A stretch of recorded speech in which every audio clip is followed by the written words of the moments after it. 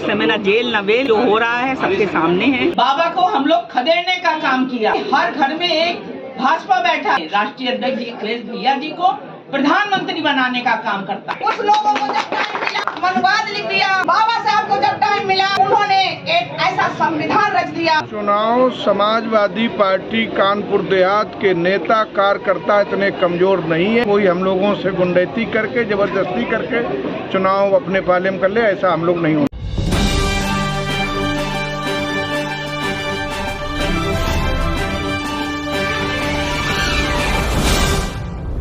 आज यहाँ पे उपस्थित हमारे नवनिर्वाचित जिलाध्यक्ष बबलू भैया जी, हमारे पूर्व जिलाध्यक्ष सम्रतपाल जी, हमारी बहुत ही सम्मानित चिरपरिचित हमारी बड़ी बहन विधायिका रेखा वर्मा जी, नीलम कठेरिया जी और कुलदीप प्रेमी जी, और जितनी हमारे यहाँ पे महिलाएं उपस्थित हैं, सबसे ज्यादा धन्यवाद मैं इनको देना चाहूंगी कि जिन्होंने अपना अमूल्य टाइम यहाँ दिया है। बड़ी खुशी की बात है कि जब महिला आगे बढ़ती है तो देश तरक्की करता है।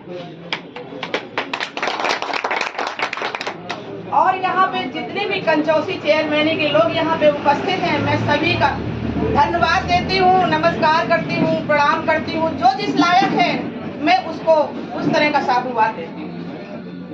आज मैंने सुना यहाँ पे जैसे प्रत्याशी हैं पढ़े लिखे, हमारा डिस्कशन रास्ते में हो रहा था अध्यक्ष जी से, कह रहे थे नहीं पढ़ा लिखा। वाकई में चेयरमैन जो बनता है पढ़ा लिखा, वही हमारे क्षेत्र का विकास है। हम आप सब लोगों से निवेदन करना चाहेंगे कि यहाँ पे हर चीज को भुला करके देखिए, हमारे हर दो पहलू होते हैं, शासन और प्रशासन। शासन और प्रशासन होता है, पक्ष और विपक्ष होता है, ठीक। और इसी तरह गरीबी और अमीरी भी होती है। आपने सब सुना है। हम आज के डेट में यदि हमारे विपक्ष में कोई आवाज लगा रहा है वो माननीय अखिलेश यादव जी है। जिस तरह से ये देश जिस ओर की तरफ जा रहा है, जहाँ जा रहा है, बहुत सारे लोग, हम सब बाबा साहब के अनुयायी हैं। हम सब लोग बाबा साहब को मानने वाले हैं कि बाबा साहब ने हमें एक ऐसा संविधान दिया है जिस संविधान के तहत हम लोग आज जिंदा हैं, जिस संविधान के तहत हम लोग अपने कार्य क्षेत्रों को कर पा रहे हैं। लेकिन आज हमारे संविधान में जो छेड़खानी हो रही है, ये समय सिर्फ एक प्रत्याशी का जिताने का नहीं है, ये समय जो है ये परिवर्तन का समय है और अपने भविष्य को बचाने का समय है, आने वाली पीढ़ी को बचाने का समय है और बाबा साहब के संविधान का समय है। उस लोगों को जब टाइम मिला, मनवाद लिख दिया, लेकिन बाबा साहब को जब टाइम मिला तो उन्होंने एक ऐसा संविधान रच दिया जो हम सब के लिए।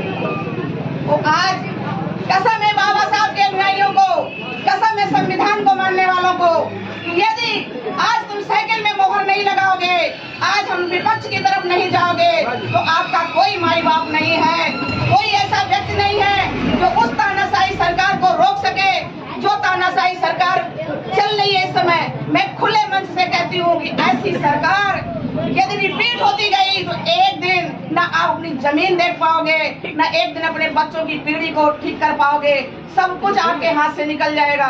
मैं एक छोटा सा उदाहरण बताना चाहती हूँ आप लोगों को। बहुत लोग खुश हैं कि हमको 2.5 लाख रुपया मिल गया, कॉलोनी मिल गई, लेकिन आपको इंटरनल चीज नहीं पता, वहाँ पे एक खंबा करता है। क्यों करता है खंबा, जानते हैं आप लोग? खंबा इसलिए करता है कि वो प्रधानमंत्री की जगह हो गई है, ना आप उसको बेच सकते हैं कभी, ना उसको कुछ कर सकते हैं आप, वो क्योंकि सरकार का पैसा वहाँ लगा हुआ, वो सरकारी जमीन हो रही है। लोग खुश हैं कि हमें 2.5 लाख रुपया मिल गया है। इन सब चीजों से बचिए, कहीं कुछ नहीं ऐसा मिल रहा है जो आपका है।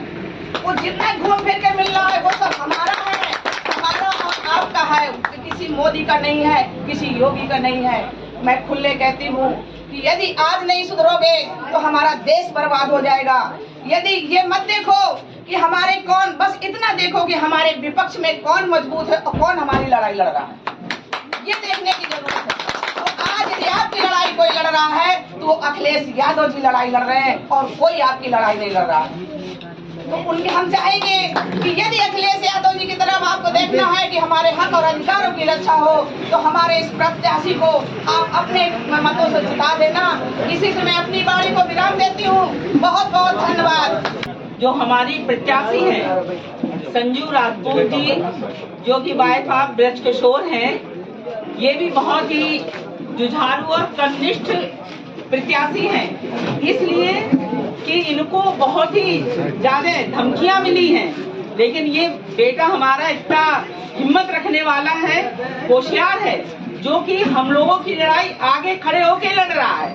क्योंकि जो ये भारतीय जनता पार्टी है, हम लोग अभी वोट मांगने जाएंगे तो हम लोगों को जन जन में जाके उनकी जो ये कार्यशैली है उसको बताना है कि जो अभी कोरोना टाइम में कारखाने बंद हुए थे, दिल्ली से सभी लोग पैदल चल के, माँ बहनें बेटियां सब पैदल चल के अपने गृह जनपद तक कैसे पैरों में छाले पड़ गए थे, ये सब हम लोगों को बताना है। और कोरोना टाइम में इस भारतीय जनता पार्टी ने एक भी सिलेंडर नहीं उपलब्ध कराया था, कितनी ज्यादा जो है मौत भी हुई थी। तो हम लोगों को जनता के बीच जाके उसकी कार्यशैली को बताना है और इस भारतीय जनता पार्टी को उखाड़ फेंकने का काम करना है।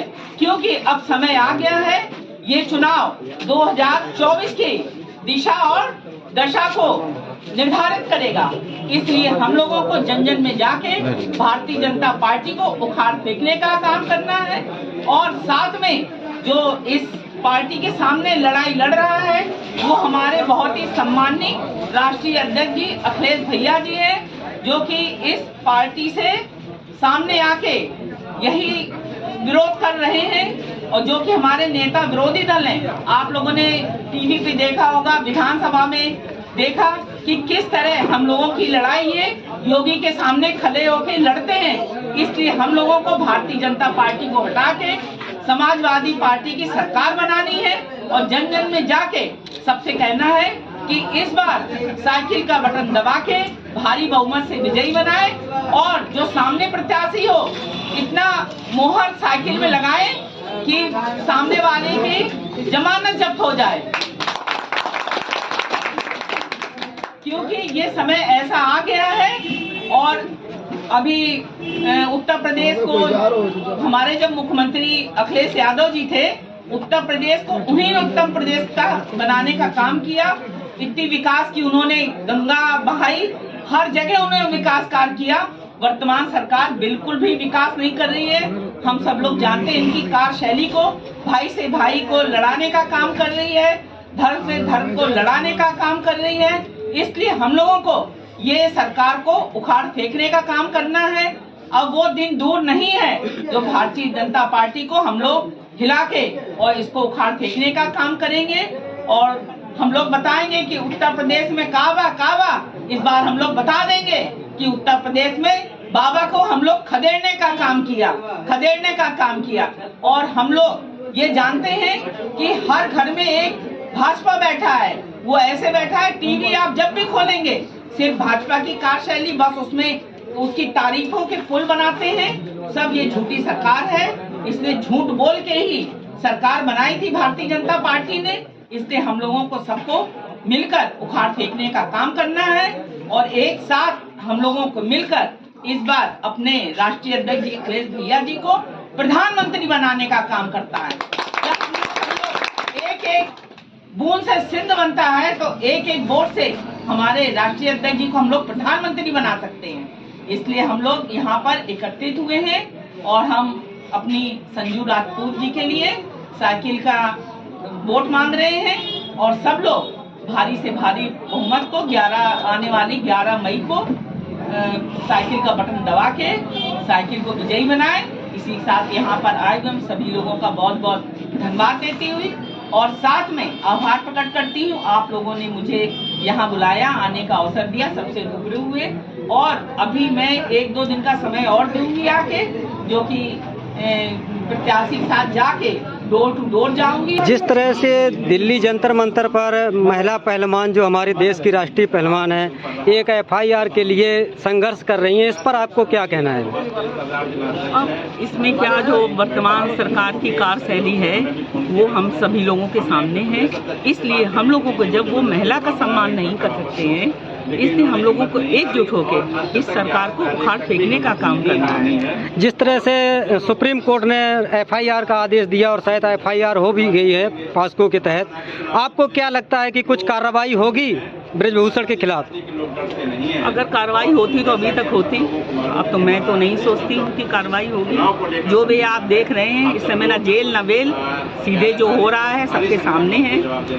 तो क्या इसी तरह से लोगों को संघर्ष करना पड़ेगा तब कहीं जाके एफआईआर होगी और सजा वो भी नहीं हो पाएगी? अब तो सरकार को बदलने का समय आ गया, परिवर्तन का समय आ गया है। अब हम लोग सब लोग एकजुट होकर इस सरकार को हटाने का काम करेंगे। तो क्या इस देश की जनता को कब तक इस मुसीबत का, जिस तरह से आप लोग कह रहे हैं कि बदलने का समय आएगा, जनता को इस तरह का कब तक इस संघर्ष को झेलने का मतलब समय रहेगा? आ गया है, देखते रहिए क्या कैसे क्या 24 में बदलाव हो सकता है? बिल्कुल होगा, 100% होगा। और अपने देशवासियों के लिए क्या आप कहना, संदेश देना चाहेंगे? मैं यही कहना चाहूँगी कि ये जो झूठी सरकार है इसको उखाड़ फेंकने का काम करना है। एक अकेले कोई कुछ नहीं कर सकता, एकता में नहीं होगी। हम लोगों में इस समय बहुत एकता है। समाजवादी पार्टी ही ऐसी सरकार है जो इस सरकार को हटाने का काम करेगी। चलिए, हमसे बात करने के लिए आपका बहुत बहुत धन्यवाद। जिस तरह से मुकाबला आपका बीजेपी से है, क्या आपको लगता है कि बीजेपी का मुकाबला समाजवादी पार्टी कर पाएगी? ऐसा है, ये नगर पंचायत का चुनाव कंचौसी में कार्यालय का उद्घाटन हुआ जी। इसमें हमारी समाजवादी पार्टी की प्रत्याशी, आप देख रहे हैं जिस तरीके से माननीय अखिलेश यादव जी के प्रति आम जनता में विश्वास है, तो उनका जो पुराना कार्यकाल रहा है उसको लोग याद कर रहे हैं, तुलना कर रहे हैं कि आज वर्तमान में जो योगी जी मुख्यमंत्री हैं और पुराने हमारे अखिलेश यादव जी जब मुख्यमंत्री थे, आम जनता पछता रही है कि इनके झूठे वादों में, झूठी बातों में आकर जो मैंने गलत निर्णय ले लिया। अब जनता समझ चुकी है कि भारतीय जनता पार्टी सिर्फ बातों से बतासे बनाती है, काम करने वाली समाजवादी पार्टी है। इस वजह से आम जनता समाजवादी पार्टी के प्रत्याशी को जिताने का पूरा मन बना रही है और कानपुर जनपद में समाजवादी पार्टी बहुमत से जीत रही है। कहीं ना कहीं ये आपको एहसास नहीं हो रहा कि जो समाजवादी पार्टी का जो प्रत्याशी है बहुत ही कमज़ोर, आर्थिक स्थिति से कमज़ोर, और जो बीजेपी पार्टी का जो प्रत्याशी बहुत ही ताकतवर, जिनके घर में सांसद भी हैं, जिला पंचायत अध्यक्ष भी हैं, ब्लॉक प्रमुख भी हैं, तो कहीं ना कहीं कभी राजनीति में आगे नहीं बढ़ते। अगर पैसे वालों से होता तो आज जनप्रतिनिधि सब टाटा, बिरला और अंबानी लोग होते। यही तो समाजवादी पार्टी की यही व्यवस्था है। वही कार्यकर्ताओं को आगे करके काम करते हैं। ये देखिए, आप जो बात कह रहे हैं बहुत गलत है। आज ये देखिए कि प्रत्याशी कौन शिक्षित है, कौन समाज के बीच आम जनता का सम्मान कर सकता है, कौन पढ़ा लिखा है, कौन आम जनता के प्रति अपने भाव रखता है, कि कोई खाली आप अपने पद की लालच में, अपनी दबंगियाई के चक्कर पर आप पद सुशोभित करना चाहते हैं। ऐसा नहीं है। जनता सीधे और भले आदमी को चुनना चाहेगी। हमारे बृजकिशोर जी शिक्षित हैं, पढ़े लिखे हैं, बहुत सरल और सीधे हैं। वो इस चुनाव में, आपको क्या लगता है धन बल का जोर नहीं चलेगा? नहीं, धन बल का कहीं नहीं चला, अभी तक कभी नहीं चला। एक मिनट लास्ट, हमने आपके प्रत्याशी का इंटरव्यू लिया था तो उनका कहीं ना कहीं दर्द झलका था कि हमारा जो चुनाव है अगर निष्पक्ष तौर पर होता है तो विजय हम हो जाएंगे। तो क्या आपको लगता है कि चुनाव जो है निष्पक्ष होगा? चुनाव समाजवादी पार्टी कानपुर देहात के नेता कार्यकर्ता इतने कमजोर नहीं है कि किसी के दबाव में आकर कोई हम लोगों से गुंडैती करके, जबरदस्ती करके चुनाव अपने पाले में कर ले। ऐसा हम लोग नहीं होने देंगे। चलिए, बहुत बहुत धन्यवाद आपसे बात।